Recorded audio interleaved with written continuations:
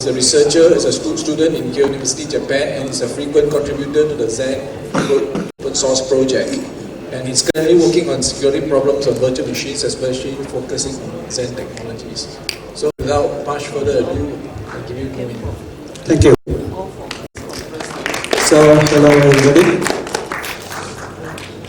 Yeah, my name is Quynh. I'm a student from Japan, and I'm here to talk today. I'm happy. So here's my motivation.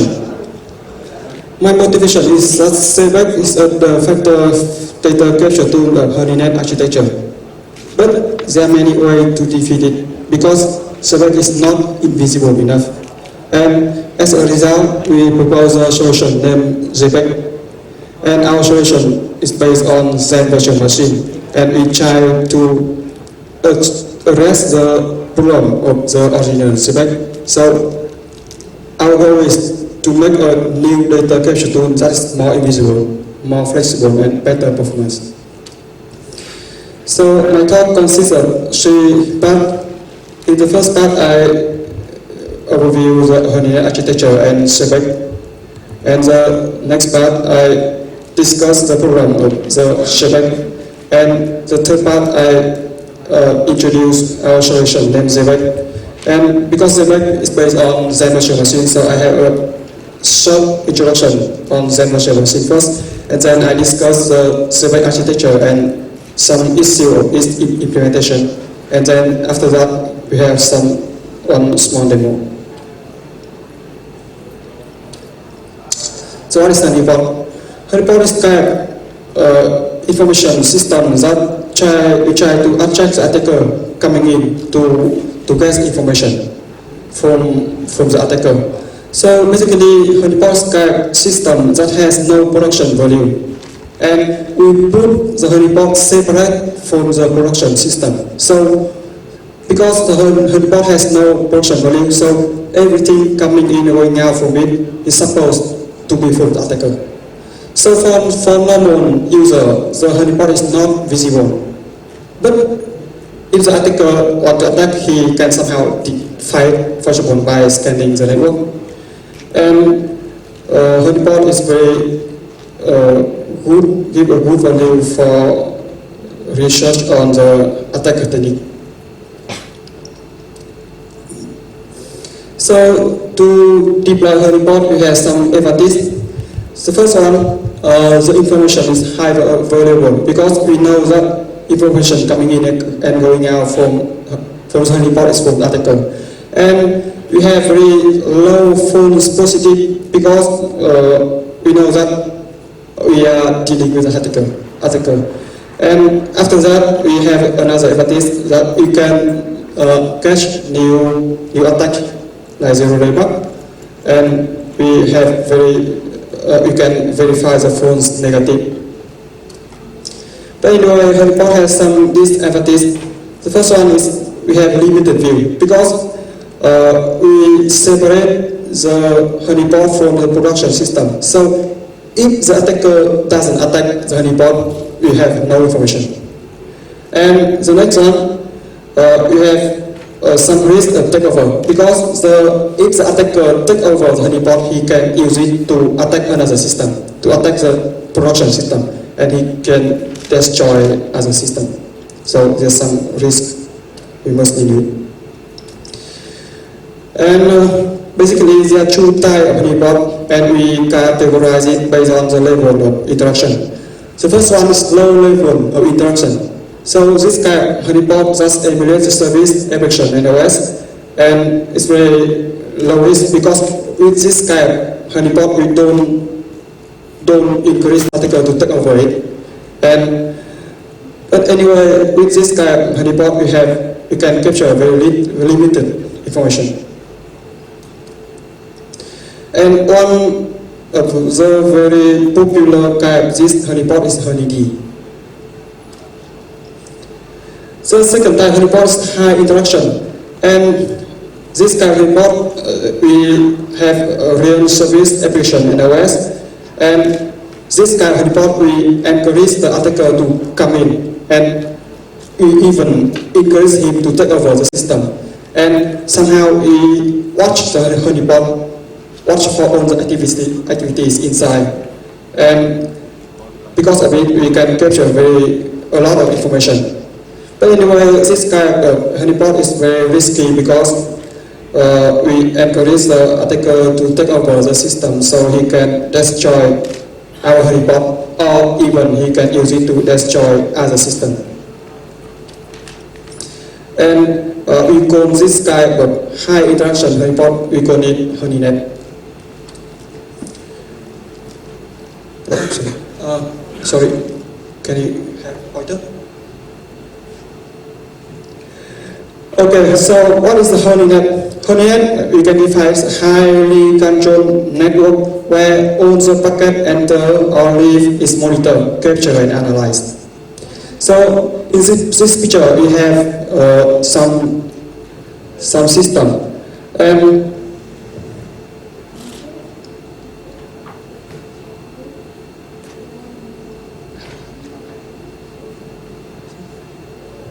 okay, so actually there are two kind of system.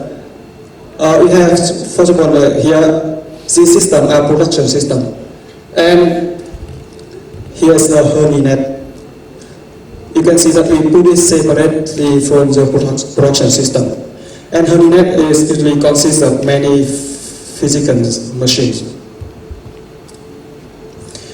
And honeynet consists of two components. The first one is data capture. The second one is data logging and analysis. And usually these two systems is connected through the network. So what is the data capture? Because we encourage the attacker to come into this honeypot, so we have one capture tool running inside this honeypot, and we want to capture all the activities happen inside honeypot made by the attacker. And we will capture the activity at virus level, application, networking, and OS level. About data analysis, after capturing information from the honeypot, we usually send out to the data logging, and we analyze the data here in this component. And because we can capture the information from here, we can analyze the data and we can investigate the malware and do the forensic.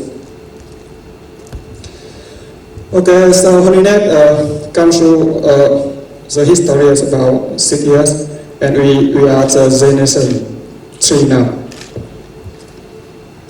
And we have for the current architecture, we have the ShapeX as a data capture tool. So ShapeX was born in the second generation, and it plays a key role in honeynet architecture. And also, it plays a key role in the current generation, the generation 3. So here's the architecture of the ShapeX. ShapeX, as I explained, consists of two components. The first one is ShapeX client. The second one is a ShapeX server. And actually it's a diamond process named ShapeX-D. So what is to work? ShapeX client, actually, as we know, ShapeX client is data capture tool, so we want to capture data at virus level in the system, application, networking and OS. So to do that, ShapeX patch the system code. So all the information coming in and going out will be captured. And to do that, it captures system code like open, fork, read, write, socket. And after that, it packs the information it captured into a packet and sending out via network stack. It packs the information into one UDP packet. And in this picture, you can see if we have some program run in the user space, to get input and output data, we call the first of all in this picture read system code, and Shebeck replaced the original read system code with a new one. How it do that? It does that by look for the system code table and change the entry, and the entry point to the new system code. And in the new system code, it captures the data and packs the data in a bucket, in a UDP bucket, and send out. Yeah, that's how the Shebeck client works. So the feature of Shebeck is that because the Shebeck is a honeypot, so we must not allow the attacker know that Shebeck is running. So to do that, Shebeck is function as a hidden kernel module, and it done all the activity to the network via UDP protocol to a central logging machine. The central logging machine, as I saw in the last few ways, is a Shebeck key. And to fool the attacker to hide the presence of the Shebeck, it modifies the network stack so Shebeck traffic is invisible. So actually it's not very invisible, as I explained later. Okay, so in the second part, I discussed the problem of Shebeck. So what is the Shebeck's problem? The problem is that Shebeck is quite easy to detect. And how easy it is? It can be detected even with unprivileged user. And I can show you 7 ways to defeat it. So what is the requirement of the Shebeck layer? So the most important thing for the data capture tool is that it must function as covered as possible. So I'm talking about the visible problem. So but unfortunately, Shebeck layer is not so invisible. And in case the attacker detects it, the game is over. We have no more chance to watch the attacker, have no more chance to catch the bug, no more chance to watch his activities, and if the attacker knows that he's in the honeypot, he can destroy the honeypot, and in that case he can fool us. Not we fool him, but we fool us. So it's very bad if this happens.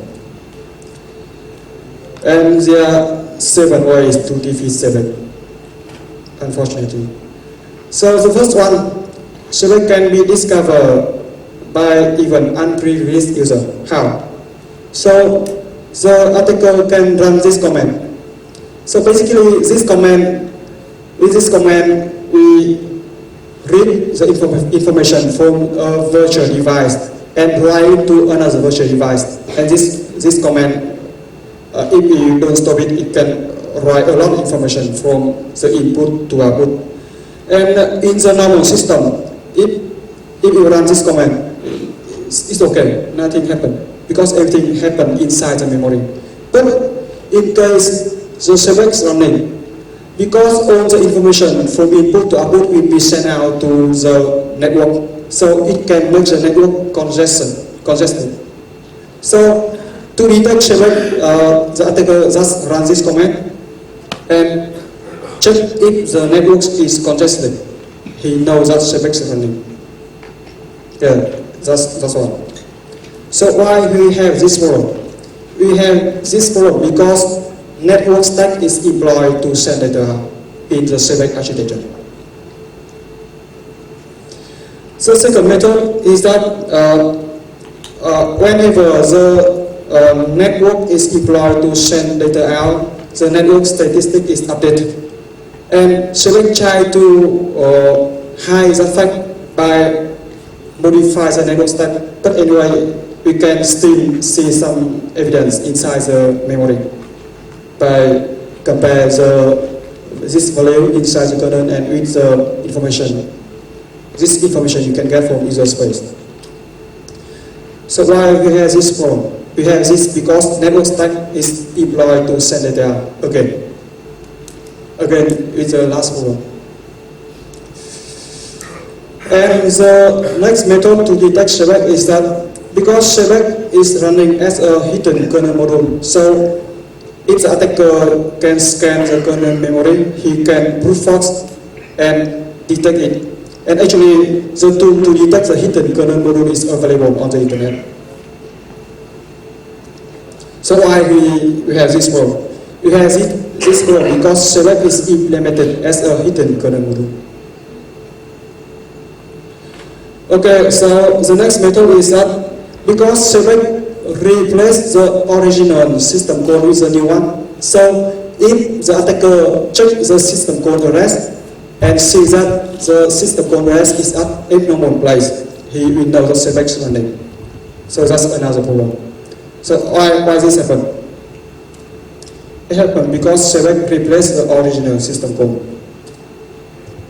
The next method is that we can, if the attacker knows that select is running, he can remove it.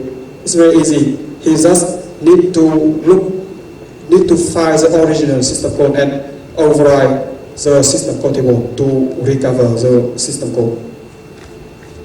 So why this happen? We have this one because select replace the original system code. The next method is that he can detect the honeypot with select running from outside. So in the select architecture, the surveiller sends the EUDP information to the 70 server. And if the attacker put another machine on the traffic, he can sniff later easily, right? And he can detect select. So he can use a sniffer function like TCP-DAM or some other tool. So why does this happen? It happened because select send data out to another machine. It's very bad. The last method is that the attacker can bring down the central logging server, the 70. For example, if 70 has a bug, he can attack it through the network and bring it down. And once the 70 is down, the information sent from the surveiller has now nobody to capture, right? So it's bad. We don't know what happened inside anymore. So why this happen? It happened because security exposed to network and it can be attacked via network. Okay, so here I summarize 5 reasons that the attacker can defeat the Shebeck. The first one, Shebeck use network stack to send data. The second one is logging data sent out can be sniffed online. The next one, function. Shebeck function as kernel module and it replaces the original system code. And the fourth problem is that the central logging server exposed to the network and can be attacked. And the last one is data transfer might be not reliable because it uses UDP protocol. UDP is not reliable, right?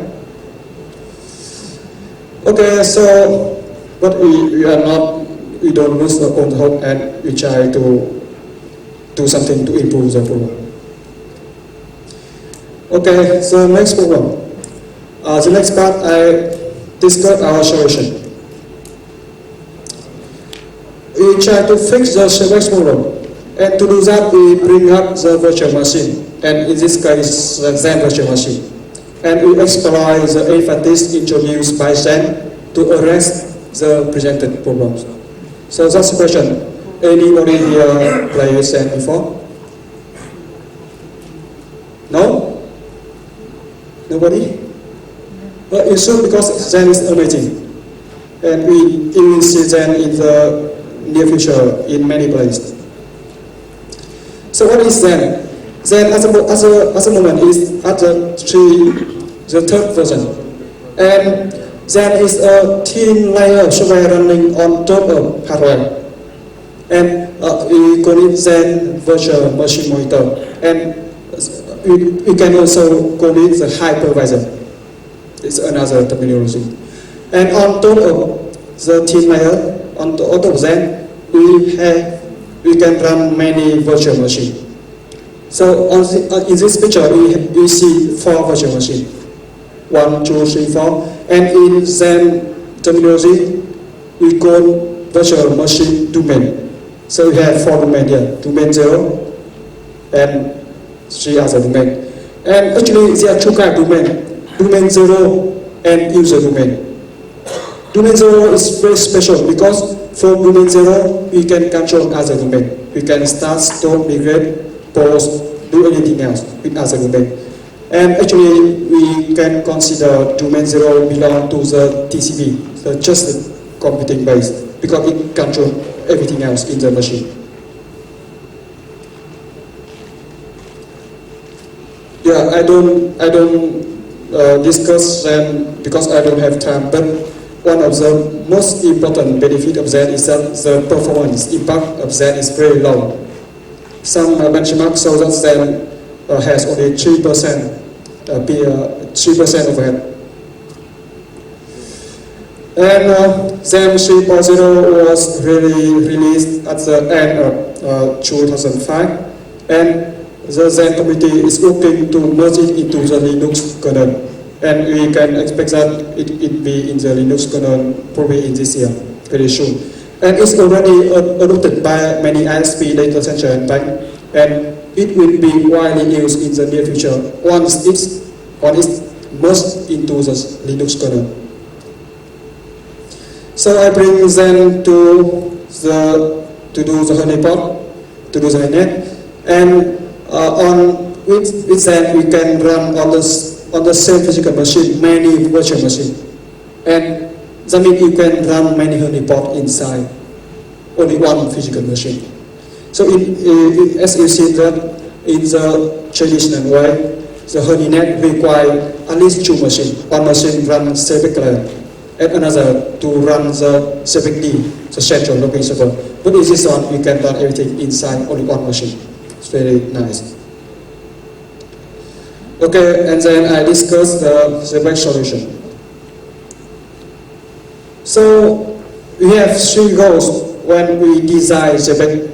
So first one, CPEC must capture data as CPEC does, but with some improvement, because we want to improve something. And CPEC should eliminate problems of leaving too many chains when forwarding data out, as it happened with the original CPEC. And we want to harden the central login server. That's three goals. And we'll see how we achieve three goals. So first goal, we want to capture data as CPEC does, but with some improvement. So CPEC version 3 capture data by intercepting system call. So our CPEC must do the same thing. We want to follow the scheme by CPEC. But why CPEC, the original CPEC run as hidden kernel module, we patch the system code. Actually, we patch the kernel. So our CPEC doesn't run as a kernel module. It runs inside, built into the kernel. And you remember, we have 5 problems, right? The original CPEC have 5 problems. And because we run CPEC as not as a built inside the kernel, so it doesn't run as a kernel module anymore. So we fix the third problem. We do not function as kernel module, and we do not replace the original system code. We patch it. The next goal is that we want to eliminate problems of leaving too many chains when forwarding data through the network. So our CPEC doesn't use network stack to deliver data as CPEC does, but we use a shared memory between the user domain and domain 0 to exchange data. Because you know, the virtual machine run on the same physical machine, so they can share memory with each other. So we exploit that advantage.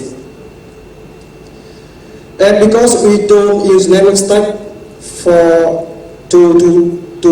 to send data out, so we fixed the first, the second, and the last problem.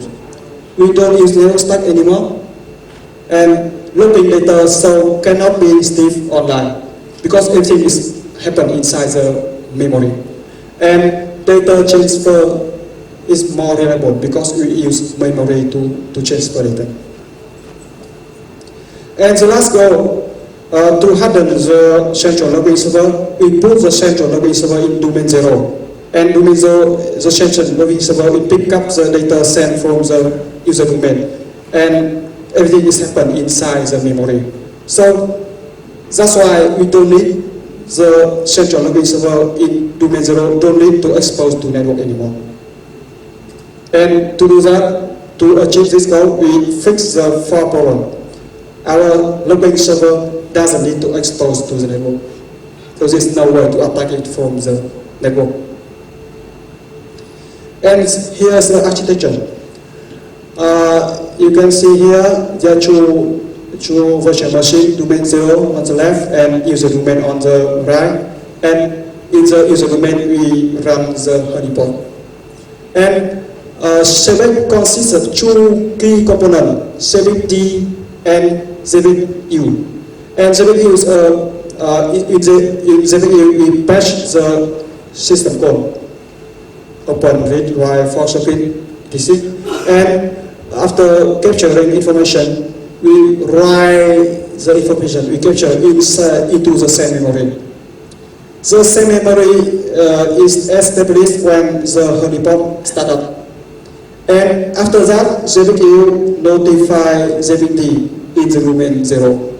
And when the ShebexD get notified, it comes to pick up the data stay in the same memory, and it read here and write down to the file system in the domain 0. And in domain 0, you can use some utilities to read the login down, to do something, to analyze it and do something. Yeah, that's the architecture.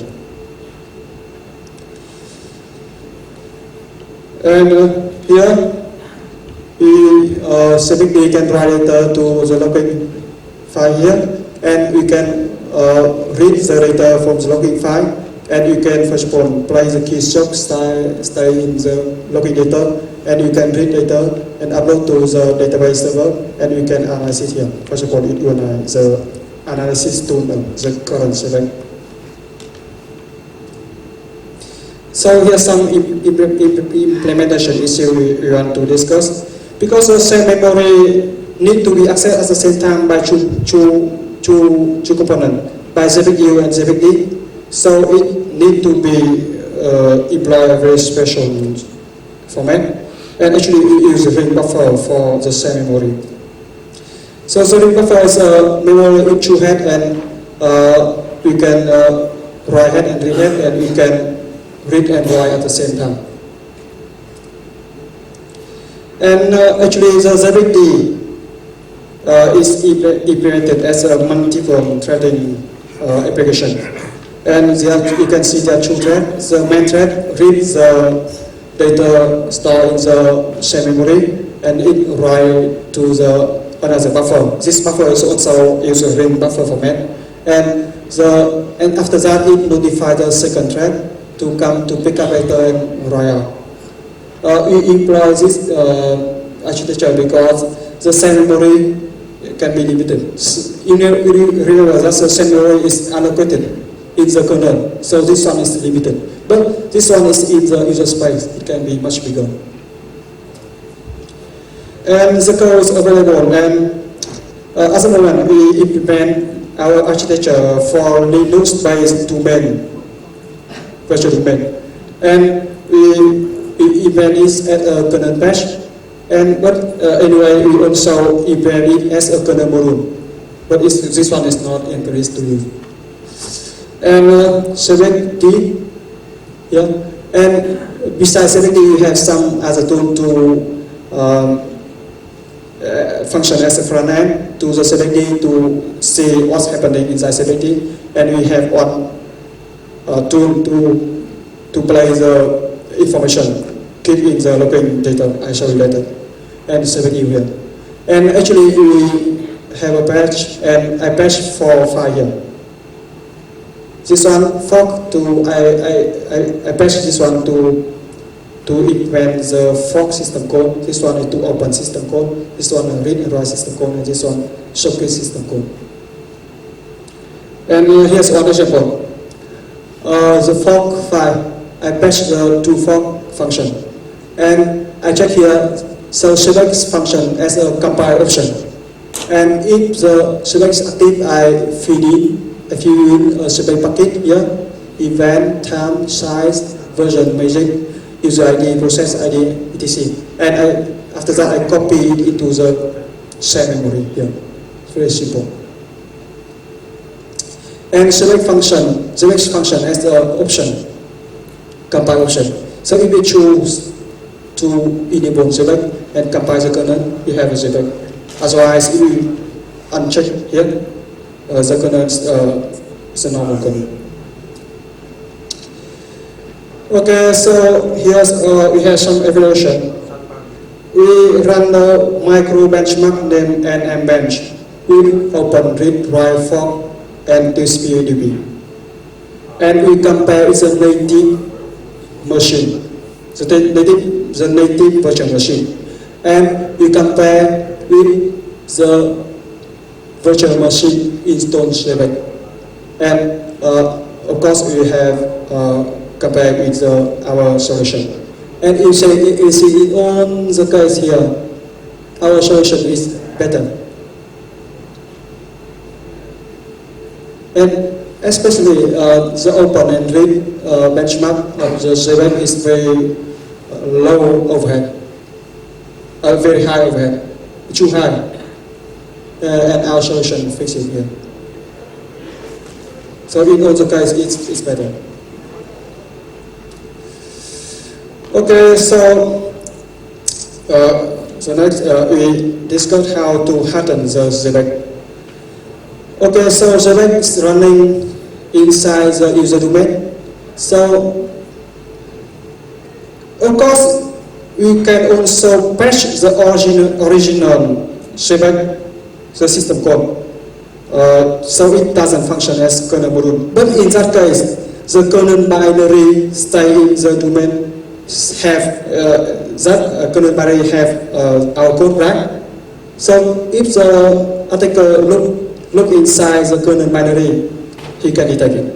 But we are very lucky here because in the case of Zen, the kernel memory is locked from domain 0, and we don't need to have the kernel binary inside the virtual machine. So we don't have the kernel binary inside the virtual machine. So the attacker cannot look at the kernel binary to detect our Zebek. It's very nice, right? And it's also same. We don't have the kernel symbol file in the user command either. So we don't need to worry. And also to protect the Zebek run inside the kernel user domain, it's better to shut down the path to the kernel. So first of all, you can disable the kernel module loading, and we can remove some special virtual device like a mem port in the list of devices of the user domain. And also it's very important to harden the domain 0 because if the attacker can take over domain 0, he can do anything. So it's very important to harden it. So first of all, we recommend to use SE Linux and IDS or PPMR to harden the domain 0. And it's better to run domain 0 without network access. Okay, so can the attacker detect Zebek? So yeah, it's possible because nothing is perfect, right? So the actual case, if the attacker has kernel access, we are hopeless, we lose, because he can look for the Zebek inside the kernel memory. So that's why I recommend to block all the path to the kernel. We should disable the kernel module loading and remove the 3 devices, like I said in the last page. And in the second case, if the intruder has no kernel access, he can do the timing attack because of the system call latency. So in the evaluation I show you, because some system call have some latency, so he can measure the latency and detect the Zebek. But anyway, I think that because the attacker has no baseline to compare, so maybe it's not easy. And unfortunately, the timing attack cannot be solved completely. And another problem is that we recommend you to remove the kernel access, and that might be suspicious. Okay, here's a demo.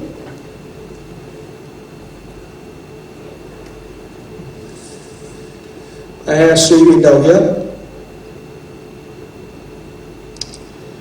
and I have another machine here, and on this machine I run Zen and Honeypot with our JPEG. So in this window I will run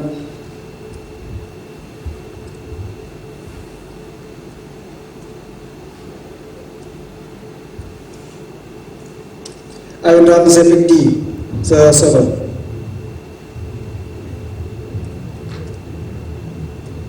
With the debug option, so we get all the output to the screen for you to see.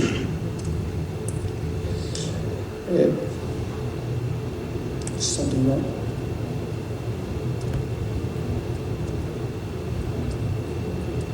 Okay, that's it.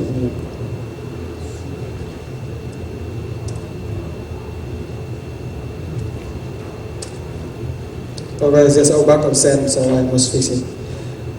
Okay, so now I run ZPD.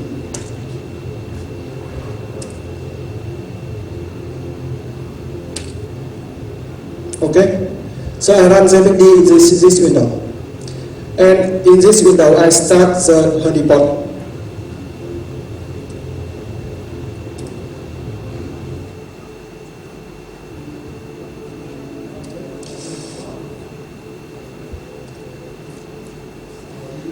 And you should watch this window. That's the 70. Okay? So in this window, we start the Honeypot, and in this window, ZPD gets capture the information sent from this one. You can see there are many lines. So each line is an event. For example, open, read, write, and yeah. Okay, let it run a little bit. So first of all, this line, event read is a read system code. And with each line you have many information like event name, domain ID, size data, user ID, process ID, etc. Now, first of all, I'm an attacker. I log in the machine. Somehow I capture, I get the access. First of all, I access here. When I type, you can see the events logging here. I log in.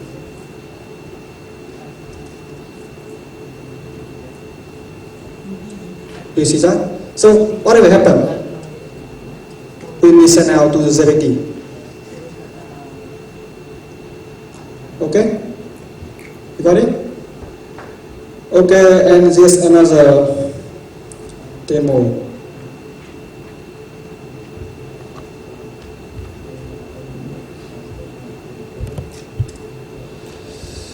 We can have a tool named ZPEG Live.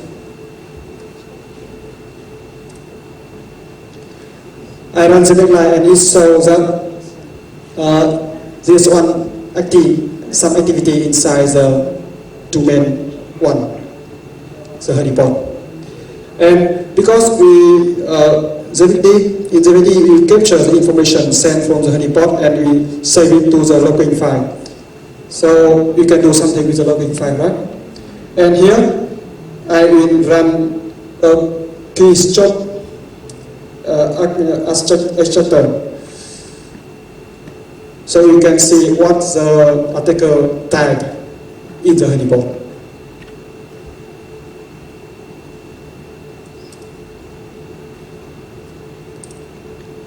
Okay, so watch this screen. And here in the Honeypot, the attacker, me, typing. Do you see? You see it? Whatever I type in the top window will be shown in the lower window. So that means you can see what the attacker is typing. Right? ID, O. So at runtime, in real time, we see what happened. It's very, very nice, right? Okay, that's a demo. So in the future, we have something to do. So we want to adapt the online, the current data analysis of the original survey to our solution, so we can see more analysis. And we need to maintain the patch to the kernel, because the back function as a patch. And we want to make the back more flexible. And we want to adapt the back to the original back script. And we want to optimize to reduce latency. So it's more difficult to detect our system. And we want to port the back to other platform like BSD or Solis, because at the moment the back only work for Linux virtual machine. So anyway, the concept is clear, so anybody can work on it. Okay, so conclusion. So we think that based on the analysis, we think that our solution, ZBack, is more invisible, it's more flexible, more reliable, and it's open source. I will release the code, but sorry, because at the moment I am in the last time of my research, so I have no time to release the code. But anyway, I will release the code under ZVN license for everybody to use. Okay, perfect. 4 minutes left. Any question?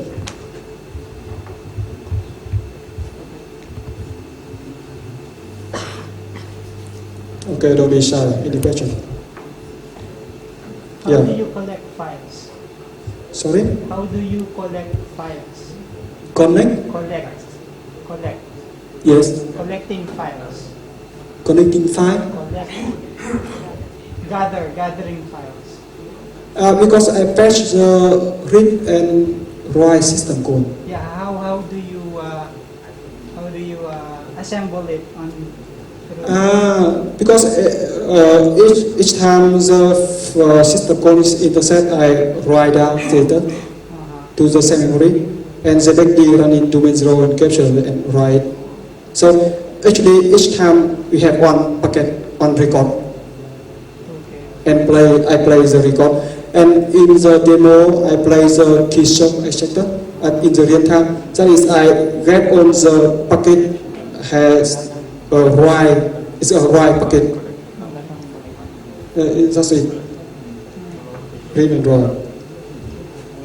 Is it possible to create a service-like state if you run the DD attack? DD attack? Then you explained it was an attack. Yeah, because the original DD attack is that you run the DD command, and if you detect that network is congested, that's the back, right? But because I don't use network stack, so there's no that solution, that chip doesn't work. Because everything is functioning inside the memory. You said you had a limited memory, kernel memory. Yeah, that's a good question. Yeah. Actually, that's a very nice question. I expect it. So actually, the same memory is limited. So somehow, in some cases, the memory can be full, right? So there's some solution. The first solution is easy. We can drop it until the ZBD in the domain 0 can come up to release the memory. And the other solution is to block and wait until the ZBD from domain 0 come to pick up the memory to release the memory. And actually, in our solution, I choose to drop later if the memory is full. And therefore, you can read commands will be visible for that. Yeah. But I think the original spec has a same problem, because the original spec they also replace the system code and they dump out, and they don't care what happened. So the data might be lost. So I think our solution and the original spec has the same problem. It is not perfect.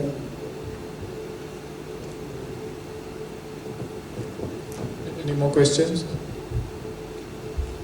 We have a bit more time. I can allow one or two more questions. Okay, 7 seconds left. No, we have a bit more time because the other side is a bit late, so we have to be sync with them. So. Oh, okay. Well, I mean, if there are no questions, then we can Okay. release you then. Any more questions? No? Well, if there are none, well, thank you very much. Nguyen. Okay, thank you.